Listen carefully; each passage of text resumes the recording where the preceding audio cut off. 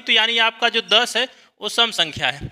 अगर कहीं यही विषम संख्या आ जाए, जैसे 9 आ जाए, 7 आ जाए, तब वहाँ पे उसका मान निकालने के लिए n + 1/2 पद वाला हम लोग फार्मूला यूज करते हैं। लेकिन यहाँ पे सम संख्या आया है तो दोस्तों यहाँ पे क्वेश्चन आप देख रहे हैं, ये क्वेश्चन जो है कहीं ना कहीं यूपी टेट के या सी टेट के एग्जाम में हमेशा आता रहता है। ये यूपी टेट के एग्जाम 2021 में भी आया था। क्वेश्चन का फॉर्मेट यही रहता है, उसका अंक बदल जाता है। क्वेश्चन क्या दिया उसको हम लोग पढ़ लेते, ऑप्शन देख लेते, उसके बाद इसको सॉल्व करेंगे, देखेंगे आंसर कितना आता है। क्वेश्चन में दिया दिए आंकड़ों का माध्य यदि 4.5 है, माध्य उसका बता रहा 4.5 है, तो उसका माध्यक और माध्यिका दोनों एक ही होता है। अगर माध्यक कहेगा तब भी आपको वही ज्ञात करना, माध्यिका कहेगा तब भी वही ज्ञात करना। अब इसमें जो उसका आंकड़ा दे दिया 5 7 7 8 x 5 4 3 1 2, और ऑप्शन इसमें दे दिया ए वाला 4.5, बी वाला 5, सी वाला 6 और डी वाला दे दिया 5.5।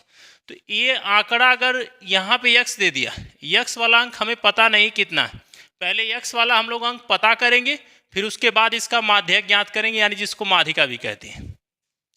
तो सबसे पहले चलिए ये जो x है ना, x का मान पता करने के लिए हम लोग क्या करेंगे, माध्य इसका दिया है तो माध्य में क्या होता है कि अगर माध्य उसका पहले से दिया जैसे 4.5, तो आप 4.5 को नोट कर लीजिएगा, बराबर का चिन्ह लगाना है। अब जितने यहाँ पे मान दिए सबको आप यहाँ पे नोट करिए, 5 + 7 + 7 प्लस करके नोट करना, +8 + x + 5 + 4 + 3 + 1 + 2।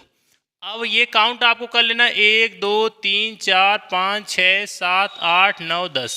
तो यहाँ भी 10 हम लोग नोट किए कि नहीं किए, 1 2 3 4 5 6 7 8 9 10, ठीक।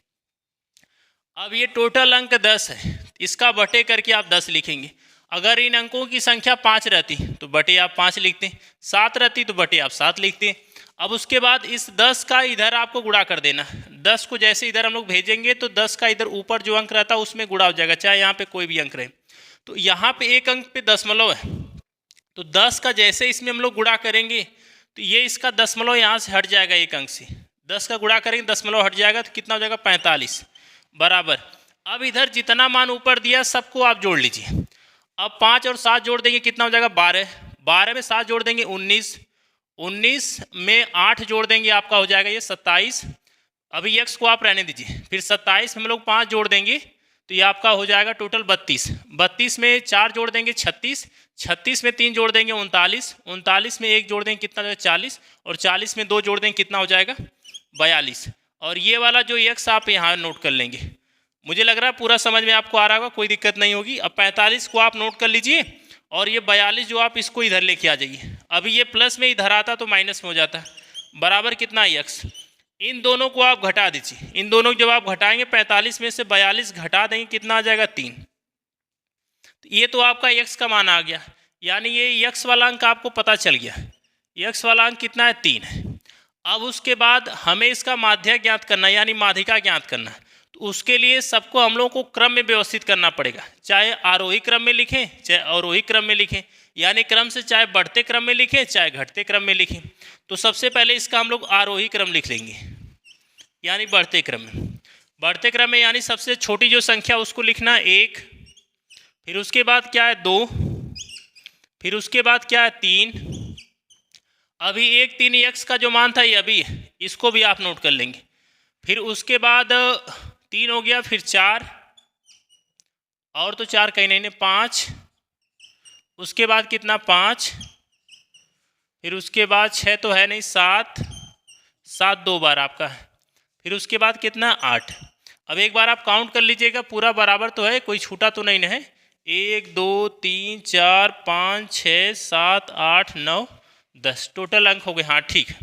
अब इसके बाद अंकों की संख्या हम लोग काउंट किए कितना आया था 10, 1 2 3 4 5 6 7 8 9 10। 10 आपका जो सम विषम माध्यिका जब भी आप ज्ञात करेंगे तो आपको सम पे ध्यान देना है और विषम पे। अगर ये अंकों की संख्या हम लोग गिनते हैं, जैसे विषम संख्या आती, सम विषम कैसे आप पता कर लेंगे, अगर कोई संख्या है जिसमें 2 से भाग देने के बाद वो पूरा कट जाता है तो नंबर आपका सम संख्या रहता है, और जो 2 से नहीं पूरा कटेगा वो विषम संख्या रहेगा। जैसे मान लीजिए अभी हम लोग गिनती किए कितना आया, 10 ठो, ये टोटल अंक है ना। तो 10 में अगर हम लोग 2 से भाग देंगे तो 2 एक अन्य 2, 2 पचे 10, यानी ये कट गया, कितना आ गया, 5 आ गया। तो जो अंक अगर 2 से कट जा रहा है, जैसे 10 2 से कट गया तो 10 आपका सम संख्या है। जैसे 6 को अगर 2 से हम काटेंगे, 2 से 6 आपका कट जा रहा है, तो आपका 6 कौन सी सम संख्या में आ जाएगा। अगर हम लोग 5 को 2 से काटे तो 2 से 5 कटेगा, नहीं कटेगा, तो 5 आपका किस में आ जाएगा, विषम संख्या में आ जाएगा। यानी 2 से जो अंक कट जाएगा सम संख्या, जो अंक 2 से नहीं कटेगा विषम संख्या। इतना तो आपका स्पष्ट हो गया। तो अभी इसमें अंकों की संख्या 10 थी, तो 10 थी, तो यानी आपका जो 10 है वो सम संख्या है। अगर कहीं यही विषम संख्या आ जाए, जैसे 9 आ जाए, 7 आ जाए, तब वहाँ पे उसका मान निकालने के लिए n+1/2 पद वाला हम लोग फार्मूला यूज करते हैं। लेकिन यहाँ पे सम संख्या आया है, तो सम संख्या उसके लिए दूसरा फार्मूला है। अब इसका माध्यक निकालने का हम लोग फार्मूला लिखेंगे। माध्यक की जगह आप माध्यिका भी लिख सकते हैं। n/2 पद प्लस n/2 प्लस 1वां पद बटे कितना, 2। अब उसके बाद आपको क्या करना, n का मान कितना आया था, 10। जहाँ जहाँ इसमें n वहाँ पर आप 10 रखिए। 10/2वां पद प्लस 10/2 प्लस 1वां पद, पूरे का बटा कितना कर देना, 2 कर देना आपको। अब इसके बाद आप क्या करेंगे, 2 से जब इसको 10 को आप काटेंगे कितना हो जाएगा, 5। इसको भी 2 से काटेंगे कितना हो जाएगा, 5। अब यहाँ पे आप ध्यान से देखिएगा, ये 5वां पद। अब इसमें आपको देखना 5वां पद कौन सा, 1 2 3 4 5, 5वें नंबर पे कौन सा आया है, 4 आया। ये आपका 5वां पद है, 5वां पद। तो ये जो 5वां पद यहाँ पे लिखा गया, इसकी जगह आप कितना लिखेंगे, 4 लिखेंगे। फिर उसके बाद बीच में प्लस है, प्लस लगा दीजिएगा। फिर उसके बाद यहाँ लिखा है 5 + 1, 5 और 1 कितना जोड़ेंगे, 6 हो जाएगा। तो यानी 6वां पद। तो 6वां पद आपका 5वें पद पे कौन सा, 4 आया था, और 6वें पद पे कौन सा अंक आ जाएगा, 5। ये आपका 6वां पद है। तो 6वां पद जहाँ वहाँ कितना लिख देना, 5 बटे में कितना था, 2।